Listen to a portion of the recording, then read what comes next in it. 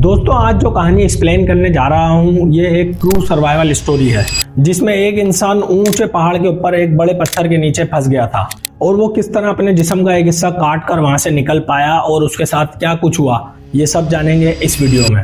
दोस्तों ये बात है साल 2003 की। एरोन रोल्स्टर के नाम से एक तजर्बाकार एडवेंचरर था जो हर दिन एक नए चैलेंज की तलाश में रहता था। माउंटेन क्लाइंबिंग और हाइकिंग इसके लिए सिर्फ एक हॉबीज नहीं थी, बल्कि ये इसकी जिंदगी का हिस्सा बन चुकी थी।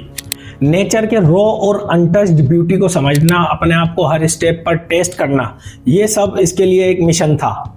इसने अपनी जिंदगी का काफी हिस्सा इसी तरह एडवेंचर्स में गुजारा था और इस बार इसने एडवेंचर के लिए ऐसी खतरनाक जगह को चूज किया था जिसे ब्लू जोन कैनियन के नाम से जाना जाता है, जो यूटा के डीप डिजर्ट में एक ऐसी आइसोलेटेड जगह थी जहां सिर्फ कुछ लोग ही पहुंच पाते थे। ये कैनियन अपने गहरे पॉट होल्स और खतरनाक चट्टानों के लिए जाना जाता था और ये एक ऐसी जगह थी जो अपने आप में ही मिस्ट्री थी। इसके रास्ते को समझना और नेविगेट करना एक बहुत बड़ा चैलेंज था, लेकिन एरोन रोल्स्टर किसी भी चीज से डरता नहीं था। उसने जो एक बार सोच लिया तो वो उसको करना होता था। लेकिन इसके साथ उस दिन क्या कुछ होने वाला था इसने कभी ऐसा सोचा नहीं था। दोस्तों फिर फाइनली एरोन ने चट्टान पर चढ़ने की शुरुआत की और वो इस पर चढ़कर बैठ गया। काफी देर तक इधर उधर देखता रहा और नेचर का मजा लेता रहा। फिर जब इसने इस चट्टान से वापस उतरना शुरू किया तो इसने अपनी रस्सी को एक पत्थर से बांध दिया, लेकिन वो बड़ा पत्थर भी ऐसा था जो अपनी जगह से हिल रहा था, उसमें लूजिंग थी। लेकिन एरोन ने इसको इग्नोर किया और नीचे उतरना शुरू कर दिया। फिर दोस्तों वही हुआ जिसका डर था। वो पत्थर अपनी जगह से हिल गया और एरोन के सीधे हाथ को बड़े पत्थर के नीचे दबा दिया। अब एरोन का हाथ बुरी तरह से फंस चुका था। इसने बहुत कोशिश की निकालने की, लेकिन नहीं निकाल पाया। जबकि एरोन ने सोचा था कि वो कुछ ही देर में अपने हाथ को वहां से निकाल लेगा, लेकिन रियलिटी कुछ और ही थी।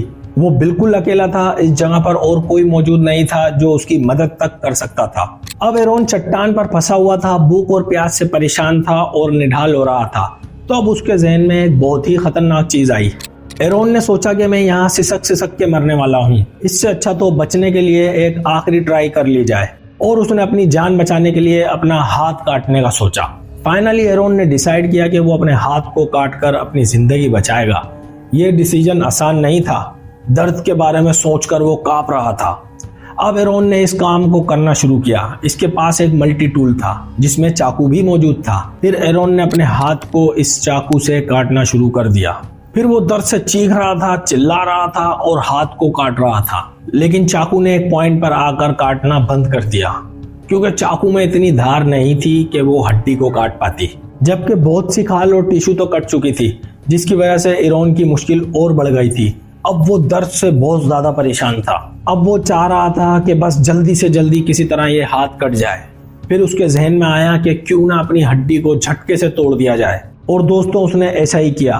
उसने हिम्मत बांधी और एक झटके में अपने हाथ की हड्डी तोड़ डाली और अपने चाकू से बाकी टिश्यूज को काट दिया। अब वो इस पत्थर से आजाद हो चुका था। अब वो जख्मी था, पैदल चल रहा था, काफी दूर तक बड़ी मुश्किल में पहुंचा और आगे जाने के बाद उसे हाइकिंग पर आई हुई एक फैमिली मिली। फिर एरोन ने इस फैमिली से मदद ली, किसी तरह हॉस्पिटल पहुंचा और अपना इलाज करवाया। दोस्तों आखिरकार एरोन ने साबित किया कि इंसानी ताकत और हौसले से किसी भी मुश्किल को जीता जा सकता है। दोस्तों एरोन की यह कहानी दुनिया भर में बहुत मशहूर हुई थी और इसने अपनी इस कहानी को between a rock and hard palace के नाम से एक बुक में लिखा था और बाद में इस कहानी पर 127 हॉर्स के नाम से एक मूवी भी बनाई गई थी। दोस्तों इस हादसे के बाद एरोन की जिंदगी में काफी चेंजेस आ गए थे। अब वो एक मोटिवेशनल स्पीकर बन चुका था और वो आज भी बहुत सी जगहों पर अपनी इस स्टोरी को मोटिवेशन के तौर पर शेयर करता है। दोस्तों अगर आपको ये वीडियो अच्छी लगी हो तो वीडियो को लाइक कर दें, चैनल को सब्सक्राइब जरूर कर लें और अपनी राय का कमेंट्स में जरूर इजहार करें कि आप इस कहानी के बारे में क्या सोचते हैं। मिलते हैं नेक्स्ट वीडियो में। खुदा हाफिज।